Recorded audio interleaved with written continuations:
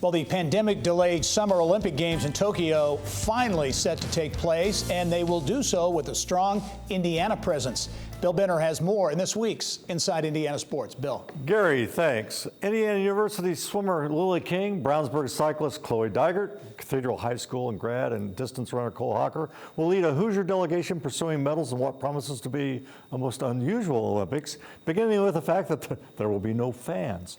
Joining us today to offer perspective is the INDYSTAR's prolific, and I do mean prolific, Olympics beat writer David Woods, who has covered every summer game since 1996 and will do so again this time, only virtually. And David, my friend, welcome.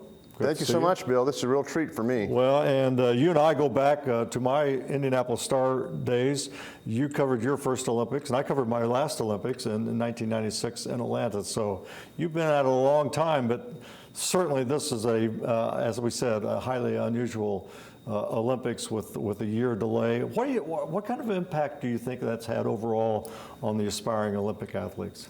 I think for some younger Olympic athletes like Cole Hocker, a 20-year-old who's the youngest to represent the U.S. in the 1,500 meters since 1968, there's no way he would have made the Olympic team last year. Well, this year he has an outside chance to medal. And then for some other athletes who are maybe on the older side, I know Andy Bayer, a former IU steeplechaser who I thought would make the team, retired earlier this year. He just couldn't make it go another year. So we've seen some of that. It's been good for some of the younger athletes, and then some of the older athletes, it's, going that one extra year has been bad. Yeah, and then they didn't even make the team. Right. For example, David, Indiana seems to have a tremendous presence again this year. I know they had a strong contingent in Rio 5 years ago, but again, what does that say about Indy, the amateur sports movement? It seems like that's kind of the result of our emphasis on amateur sports in Indiana. I think you can draw a line on some of that. I know the last Olympics was the most Indiana medalists I ever covered. Indiana affiliated athletes won 19 medals, which would have put them like about 12th in the standings, ahead of Kenya, ahead of Spain, ahead of some really prominent nations in the Olympic sports world. And there could be just as many or more this time. Of course, that's including athletes from who went to Indiana colleges, some from other nations. We have like 9 fencers from Notre Dame who are representing, I think, U.S. and 3 other countries will be there. But I do think that it really does show that just the idea that not just football and basketball are important in this state, a lot of these other sports are important too. In fact, on the swimming team, the state with the most swimmers on the U.S. team, and I always tell people, you know how hard it is to make a U.S. Olympic swimming team? There are like 26 men on the team. There are 32 starting quarterbacks in the NFL. Yeah. Much harder to make the Olympic swim team. And 7 on the U.S. team, men and women, are from California, 5 from Indiana, which is second. That's fantastic. Of course, at the top of the Indiana contingent, you love her because she's outspoken, she's brash, and she's a hell of a swimmer, Lily King.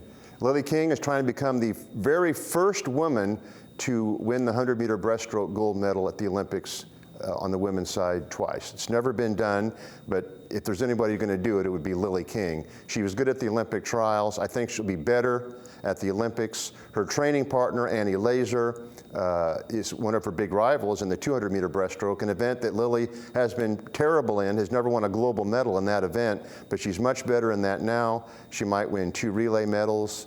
I mean, Lily being Lily, you never want to underestimate what she could do, but she is really ready for these Olympics. Chloe Dygert from Brownsburg, she was a silver medalist in Rio in a team event. Team pursuit. Team pursuit, and coming back again from a horrific crash, so a great comeback story there. Yeah, she's had all kinds of things beset her in the subsequent 5 years. She had a concussion in a 2018 crash, terrible crash at the Road World Championships in Italy last September, but she recently won a national title in individual time trial, which is her wheelhouse. So she has a chance to win gold medals on the track and on the road in cycling. And I really think she has a chance to be one of the big breakout stars of the entire Olympics for the entire U.S. contingent. But she's got to do it, and it's a little bit indeterminate what her fitness will be because of the setback that she had. Less than a minute left. You mentioned Cole Hocker in your opening comments, but again, a tremendous story. This young man exploding on the college stage and now an Olympian. Yep, he defeated defending gold medalist Matthew Centrowitz in the Olympic trials at 1,500 meters.